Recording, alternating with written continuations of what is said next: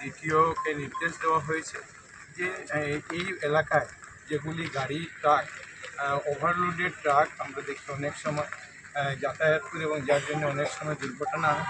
এবং আমরা দেখেছি যে অনেকগুলা ট্রাক আছে যেগুলি এক্সটেন্ডেড বডি, যেগুলো ম্যানুফ্যাকচারিং যে লোড ক্যাপাসিটি তার থেকে এক্সেস বডি তারা নির্মাণ করেছেন, সেই সমস্ত বডিগুলোকে খুলে দেওয়ার নির্দেশ দেওয়া হয়েছে। এবং যদি কোনো কেউ এটাকে ওয়েল্ডিং করে তৈরি করে দিয়েছেন, তো ওয়েল্ডিং করে সেটাকে কেটে দেওয়ারও নির্দেশ ইতিমধ্যে দেওয়া হয়েছে।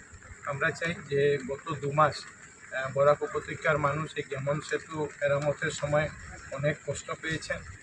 মাননীয় মুখ্যমন্ত্রী মহাশয় বারবার এটা তদারকি করেছেন। গতকালকে পরশুদিন আমাদের আসামের মুখ্য সচিব মহাশয় উনি এসেছিলেন।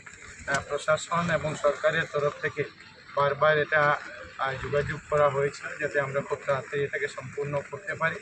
এবং সম্পূর্ণ করার জন্য মাননীয় মুখ্যমন্ত্রী মহাশয়ের এই যেভাবে বারবার উনি তদারকি করেছেন ওনাকে আমি ধন্যবাদ জানাচ্ছি। এবং এই এলাকার মানুষের, বরাক উপত্যকার মানুষের, ত্রিপুরা মণিপুর সহ মানুষের এই গত 2 মাস যে কষ্ট হয়েছে সেটার জন্য আমরা দুঃখিত।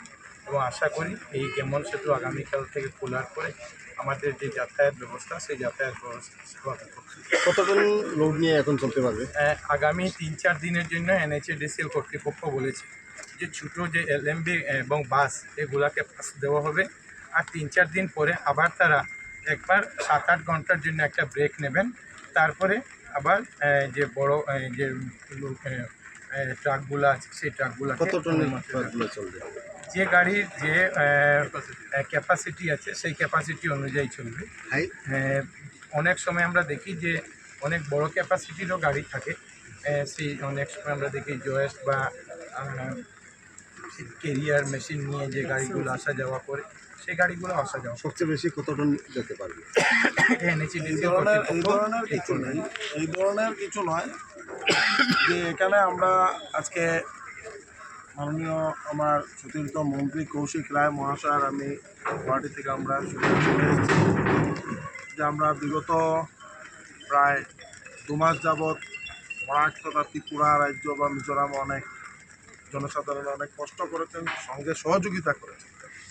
এবং মাননীয় মুখ্যমন্ত্রী ডক্টর হিমন্ত বিশ্ব শর্মা মহাশয় প্রত্যেকটা দিন খবর নিয়েছেন যে কীভাবে খুব ত্বরিত গতিতে যাতে ব্রিজের কাজ সংস্কার খুব তাড়াতাড়ি হয়। এবং NHADCL গৌরাঙ্গ আমাদের GM ওনার পুরো টিমকে ধন্যবাদ জানাই যে ওনারা যে টাইম শিডিউল ছিল 20 জুলাই, তার আগে 5 দিন পূর্বে ওনারা এই ব্রিজটা সংস্কারের কাজ সমাপ্ত করেছেন। এবং আগামী করলো মিনি মানে ছোটো ভেহিকলস দিয়ে ওনারা বা বাস প্রথম এটা রান করবে, খুলে দেওয়া হবে। তারপর ধীরে ধীরে লাইট ভেহিকলসের পর ধীরে ধীরে নর্মালাইজ করে দেওয়া হবে। কিন্তু আমরা আজকে সিদ্ধান্ত নিয়েছি যে আমরা বরাক উপত্যকায় যেসব গাড়ি মাত্রা অতিরিক্ত ওনারা বডি নির্মাণ করেছেন, যে গভর্নমেন্টের যে রুলস রেগুলেশন ফলো না করে যতটুকু বডির হাইট হওয়া দরকার তার থেকে আরও বেশি 1 ফুট 1.5 ফুট হাইট উঠিয়ে বডি নির্মাণ করেছেন, এইসব বডি আজকে আমরা এই আপনাদের সাংবাদিক ভাইদের সহযোগিতায় ওনাদেরকেও বার্তা দিতে চাই আপনারা ওইটার থেকে বিরত থাকুন এবং এই বডিগুলো খুলে দিন। এবং অ্যাজ পার ওয়েট গাড়ির মধ্যে আপনি বলছেন যে কত টন, যেমন 6 চাক্কার তার একটা ইয়ে আছে যে 9